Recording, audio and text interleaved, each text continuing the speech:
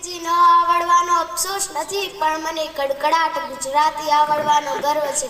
મારું નામ રાઠોડ રિદ્ધિબેન રાણાભાઈ છે. હું ધોરણ 6 માં ભણું છું. હું આજે કવિ શ્રી નર્મદી જે કહીશ તમે શાંતિથી સાંભળજો.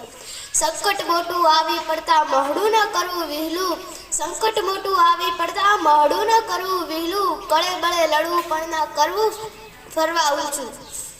નર્મદ મૂળ નામ નરેશશંકર લાલશંકર દવે ગુજરાતી સાહિત્યનું જાણીતું નામ છે. તેમનો જન્મ 24 ઓગસ્ટ 1833ના રોજ સુરતમાં થયો હતો.